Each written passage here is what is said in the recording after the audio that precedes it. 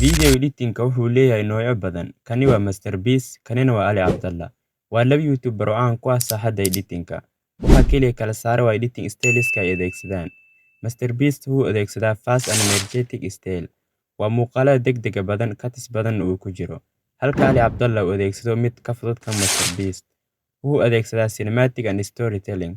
Mid degan oo smooth ah aan ku jirin cuts badan iyo speed. Dhanka kale haddaan eegno YouTubers-ka Soomaalida sida Ogaansho iyo Waaberi, waxa ay soo gudbiyaan hal niche balse farqiga kaliya u dhexeeya waxa ay adeegsadaan different style editing. Laakiin su'aasha taagan waxa waaye sidee u baran kartaa editing style ugu fiican xilligan, ama sidee adigu u iman kartaa editing style ku khaas ah.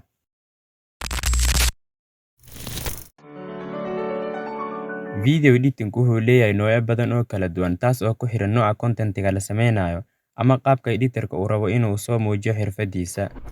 Platform walba wuxuu leeyahay hab u gaar ah. Markaan eegno YouTube iyo TikTok, ma ahan kuwo isku mid ah. TikTok muuqaaladiisa waa kuwo gaagaaban, jaritaan badan uu ku jiro si loo soo koobo muuqaalka loona fahmo.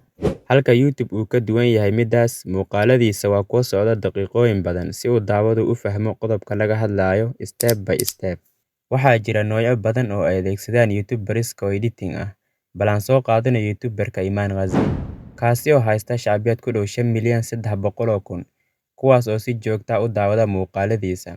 Haddaba si aan u ogaano editing-kiisa iyo waxyaabaha uu isticmaalo, haddii aan taas ogaano, noo suurtagelaysa inaan YouTube aan ka gaarno heer sare midka uu isaga joogo iyo midka sareeyaba. Marka haddii aan isweydiino inta tafatirayaal uu isticmaalo, jawaabtu waa inuu adeegsado tafatirayaal badan, ma hal qof oo keliya. Tirada saxda ah lama shaacin si dadweynaha loo tuso, balse waxaa la ogyahay in muuqaaladiisu ay ka faa'iidaystaan shaqo kooxeed.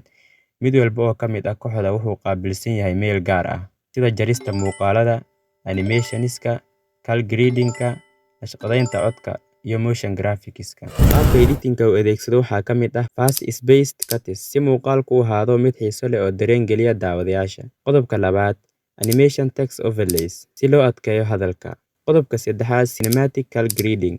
Inta badan muuqaaladiisu waxay leeyihiin kalar iftiimaya, heerkul diiran iyo mugdi muuqda. Isticmaalka B-roll iyo muuqaalada kaydka ah si loo xoojiyo waxa laga hadlayo. Qodobka shanaad, sound design. Music background oo ku habboon muuqaalka si uu u noqdo mid dareen leh oo la daawan karo. Qodobka lixaad, speed ramp transition si firfircoonida loo ilaaliyo. Haddaba su'aashu waa sidee adigu la iman kartaa editing style ku gaar ah. Haddii aad rabto inaad la imaato editing style ku gaar ah, waxaa qasaba inaad sameyso qodobadan aadna fahanto. Dooro midabyo qurux badan oo ku gaar ah. Samee font text style ku gaar ah. Transition. Dooro transition ku gaar ah.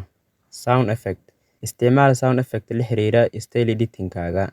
Haddii aad rabto in video editing aad guul ka gaarto, isticmaal style-ka caanka ka ah platform-ka aad isticmaalayso, ama aad rabto inaad muuqaalo ku soo gudbiso.